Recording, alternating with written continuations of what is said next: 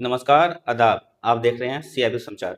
अभी हमारे साथ मौजूद हैं उत्तर प्रदेश के पूर्व राज्य मंत्री जावेद इकबाल साहब। आपका बहुत-बहुत स्वागत है सीआईबी समाचार के स्टूडियो में शुक्रिया, सर। शुक्रिया। नेताजी शुरू से आपका रुझान रहा मतलब नेतागिरी में कि बचपन के दिनों से आया था? नहीं, स्टूडेंट लाइफ में तो हम पॉलिटिक्स में नहीं आए थे। जी, स्टूडेंट लाइफ हमारी सिंपल थी, वीकर सेक्शन से निकल के हम आए थे जी, और स्टूडेंट लाइफ के बाद हम बहुत अर्ली और कम एज में हम जी। कांशीराम साहब के साथ जुड़ गए और फिर हमने उनके साथ जुड़ के काम करना शुरू किया। बचपन से आपका रुझान नहीं था, जैसे नहीं, आप बड़े हुए स्टूडेंट लाइफ तक नहीं था। तो स्टार्टिंग में कुछ नौकरी-वोकरी भी की है कि आप शुरू से नौकरी हमने एक ही रिटर्न एक एग्ज़ाम दिया रेलवे में जी, जी, एएसएम का, जी, असिस्टेंट स्टेशन मास्टर का, और उसमें हम सर्विस में आ गए। 15-16 दिन हमने ट्रेनिंग किया। फिर 16वें-17वें दिन हम वहाँ से रात में बिना बताए किसी को छोड़ के आ गए। ये हमारा ज़ाती मामला था, जी, इसलिए कि वीकर सेक्शन में हम थे। वीकर सेक्शन से निकल के आए थे। फादर हमारे रेल में थे, छोटी सैलरी थी उनकी। हम लोग 4 भाई-बहन थे, 3 भाई 1 बहन। तो क्राइसिस रहती थी। तो क्राइसिस में बनिया के यहाँ सुबह सामान लेने जा रहे हैं, तेज़-तेज़ बोल रहे हैं, "सामान दे दो हमको, सामान दे दो।" बनिया डाँट दे, हुँ, "चुप रहो, खड़े रहो, अभी बाद में देंगे।" हुँ, क्योंकि पहले वो नगद वालों को देता था, हम लोग घर से पर्ची लिखा के जाते थे।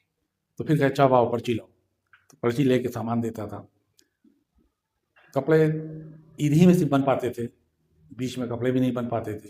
जी, तो वो एक लंबा फादर की सर्विस जद्दोजहद को देखते थे बहुत करीब से। हम ज़्यादा भाइयों में उसको स्टडी करते थे।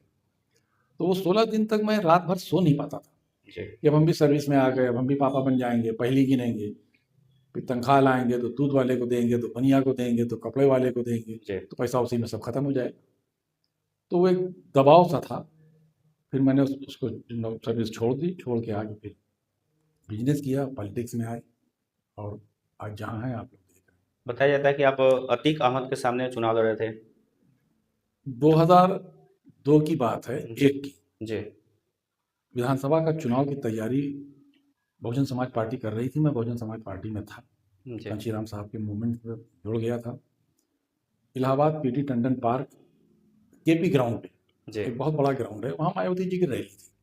रमज़ान का महीना था। आर के चौधरी उस वक्त इलाहाबाद के इंचार्ज हुआ करते थे, मैं बहुत जूनियर था। तो आर के चौधरी साहब ने कहा कि रमज़ान का महीना है और रैली ख़त्म होते होते 4 साढ़े 4 बज जाएंगे। ऐसा करो जावेद, कहीं कुछ मुस्लिम भाइयों को बैठा लो तो वहाँ रोज़ा अफ्तार हो जाए। जी, तो हमने कहा वो मैं कर लूँगा। कहने लगे कितने आदमी जुटा लोगे? हमने कहा जितने आप कहिए, उतने हमारे मुस्लिम जमात के साथी हमारे रोज़गार आ जाएंगे। तो वो मैंने अपना वो प्रोग्राम मैंने अपने घर पे रख दिया और कुछ ऐसे हालात बन गए कि कम से कम उस रोज़ा अफ्तार में 5,000 लोग इकट्ठा हो गए जी, जी, और सब ने रोज़ा अफ्तार किया। उसके बाद मायावती जी हमारे घर के ऊपर से सारी चीज़ें देख रही थी, आई थी वो भी उसको अफ्तार में आई थी। लेडीज़ के साथ बैठ गई। वो कहने लगी जाकर मैं तुम्हारे बच्चों के पास बैठूंगी। तो ऊपर जाके हमारी वाइफ थी, हमारी चची थी, माँ थी, हमारी सबके पास ऊपर बैठ गई, ऊपर से देख रही थी। तो जैसे ही नमाज खत्म हुई मगरिब की, उसके बाद वो नीचे उतर आई और नीचे आके उन्होंने कहा कि मैं बोलूँगी। जी, तो बड़ा अजीब सा लगा मैं कि अफ्तार पार्टी में तो बोला नहीं जाता। हुँ, मगर उन्होंने कहा मैं जानती हूँ कि इस प्रोग्राम में बोला नहीं जाता, मगर मैं बोलूँगी। तो हमने कहा बहन जी अगर आप बता देती पहले तो हम तैयारी कर लेते, जी, माइक को भी लगवा देते। कहने लगे नहीं, वो जो माइक रखा है जिस पे तुम्हारे इमाम साहब ने नमाज पढ़ाई है, जी, उसी माइक से मैं बोलूँ। और वो आ गई वहीं पे और उस माइक को पकड़ा, उन्होंने बोलना शुरू किया। बोलते बोलते तमाम प्रदेश के तमाम मुद्दों पे, नौजवानों के रोजगार के लिए, बेरोजगारी पे, महंगाई, करप्शन, किसानों के, नौजवानों के तमाम मुद्दों पे बात करते करते उन्होंने कहा कि इस इलाके में गुंडागर्दी, माफियागर्दी बहुत होती है। अतीक अहमद से लोग त्रस्त बहुत हैं और हमारा हाथ ऐसे पकड़ा, उठा दिया। कहा मैं उसकी गुंडागर्दी का मुकाबला अपने इस वर्कर से कराऊंगी और मुझको कैंडिडेट डिक्लेयर कर दिया। फिर मैं कैंडिडेट हो गया। 5 महीने के बाद चुनाव हुआ। फिर चुनाव हम अतीक के खिलाफ लड़े और हमारी सेकंड प्लेस थी उसमें। अतीक जीते थे हमारे। तो चुनाव हारने के बाद काफ़ी समस्या का सामना करना पड़ा हाँ, होगा अतीक ने। अब अतीक क्योंकि नहीं है इस दुनिया में, जी, अब अल्लाह उनको जन्नत नसीब करे, अल्लाह उनकी मग़फ़िरत करे, मैं कहना नहीं चाहता हूँ।